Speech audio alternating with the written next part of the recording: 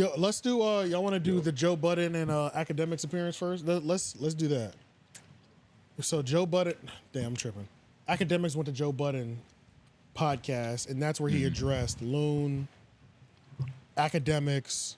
Damn, I'm fucking the names up. Loon, Charlamagne. And pretty much it was like this. Only part 1 has dropped as well too, and this is on Patreon. But you think Akademiks? Let's set it up like this because yeah, I don't even know how to set it up really. Coming up, it seemed like Akademiks was like a protege of Charlamagne. He was really his mentor in the camp. He was. He was saying Akademiks early on. There was a lot of people talking shit. Charlamagne was about action and business. So, they came up together. They was giving advice. Right. But lately, especially ever since, after, what's that show called? Everyday Struggle. Joe seems like he kind of shifted the tide from Martin to Malcolm. Yeah. You get what I'm saying? And Charlamagne don't seem to like that shit. It seemed like he been avoiding his podcast. He has been avoiding his podcast, is what he said. Yeah, I mean, that was like a whole nother thing that he was, I guess we'll talk about that after this, but yeah, I never thought about it from that perspective as well, too. Does Charlamagne feel some type of way about it because Ak chose Joe as like his mentor? I feel like I never, even though I know Charlamagne has helped Akademiks a lot early in his career, like giving him his first interview when he was like red hot and things of that nature, and always answering his phone and answering questions. Giving gaming advice? Yeah, to me, it always felt like it was really Joe, though. Since Everyday Struggle, which was a long time ago at this point, it always felt like Joe was Ak's mentor. From that point, it felt like that's where it took off. Yeah. I never felt the mentor part between them two. I just felt like they were just a big homie that just will always answer your phone and take your calls.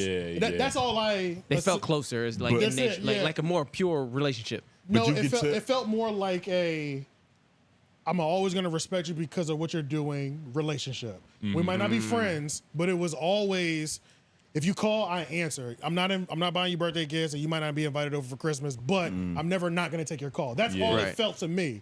But with Joe, it felt like that. Plus, you can come over for my birthday. Right.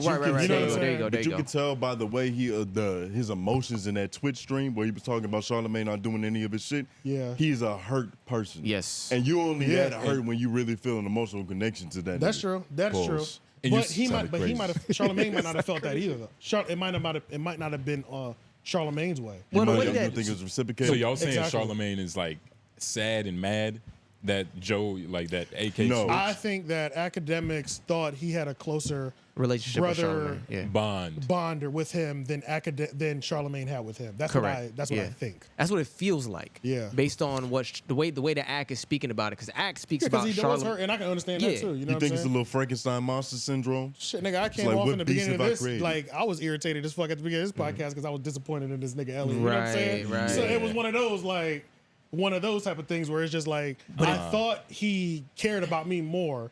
You know what it is? He talked about it a little bit on the Patreon episode where it's like he was blind to it, but it's like this whole thing with Loon is like the camel the straw that broke the camel's back. I was okay when it was just I might have a confusing take on our relationship. Right. But then now that you have somebody kicking my back in that you got your arm around, that's the straw that broke and then now I have to look back and reassess every moment that I ever thought something was crazy. It's like he already had daddy issues, but then daddy went and got a stepson that he treated very well. And started playing catch with him. You know what I'm saying?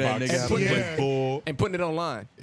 Pulling up to his games. That's like was it Brian McKnight, bro? I think it was Brian McKnight recently where like he doesn't claim his older kids daughter, or his kids from his like first marriage, and then he got online when people were saying his kids were like, he don't claim us. Then he got online. It was like the only children I have are this, and it was all his new children. It was none of his old ones. It was like, damn. That's when you know the IRS watching. Yeah. So it was one of them situations, but but apparently, like you said, that Akademiks. Joe was trying to coach that nigga down that path. He was. No, he's not the stepdad. He's the dad that stepped up. Joe was trying to coach him. He betrayed you. Yeah. Joe was like, he betrayed. Like throughout the podcast, he's like, I told you what he was gonna do to you. You thought he was your stepdad. I'm your stepdad. Fact. You know what I'm saying? Joe's a fucking master manipulator. And Joe was asking him the real question. Joe was like, how does that make you feel? Just digging into this nigga's feelings on him. I'm like, this nigga is sick. Nugget. And Ak probably off the Henny. He probably can't even really think like that. He's like, man, I don't know. Like, God, that was so funny. But that's why Yeah. Joe was funny, because it's just like that was the thing that he was doing.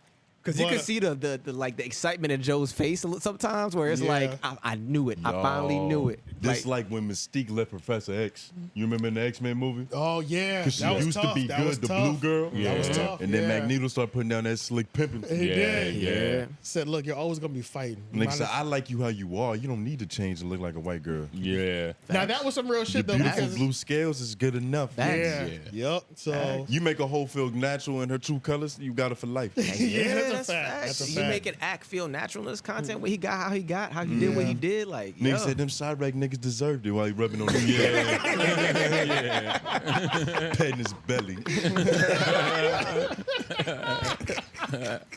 Bruh. But yeah, bruh. So it's like we saw, what was that one that excerpt about that we had in the group chat? It's from Patreon, so I don't know if we can play it. Yeah, I know we can't play it. I just can't remember what the topic of discussion was. What was the topic of discussion in that little clip? I can't remember. They were was a they were- Patreon clip? Yeah, it was a Patreon clip I put in there. the They one were- that we had on the going on? note. They were essentially talking about